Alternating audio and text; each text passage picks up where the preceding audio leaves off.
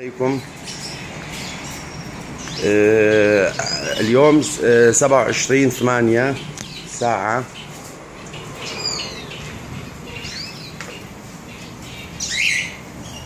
3:15، وهدي هاي الموضوع لأبو الروش، أستاذ أبو الروش وأخ طائر الزبران، لأنه سأل أسئلة جميلة اليوم. الذي يستخدمه هذا يسمونه النشار الخشب، خاص للطيور. هاي معالج،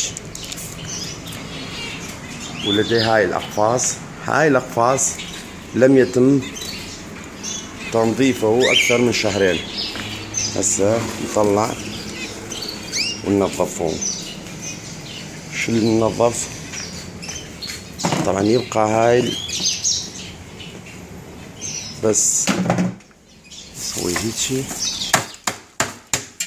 هاي خلص تقريبا. طبعا النشار الخشب الجيد بيه بس هاي يبقى الفضلات الطير يجي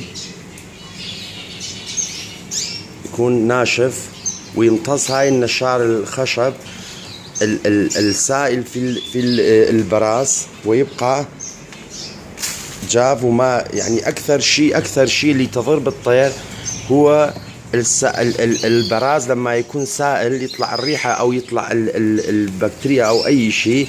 لكن هاي النشار الخشب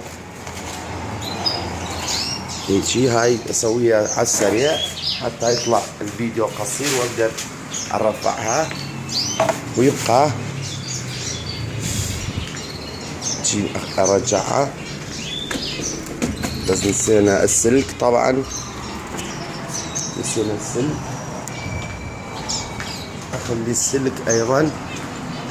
وهاي عملية طبعا اذا سويتها بايدين، يعني هسه بالايد اصور وبايد انظف واشتغل به ويكون سريع، يعني خلال اقل من دقيقة تنظف الدرج. مع الشكر والتقدير.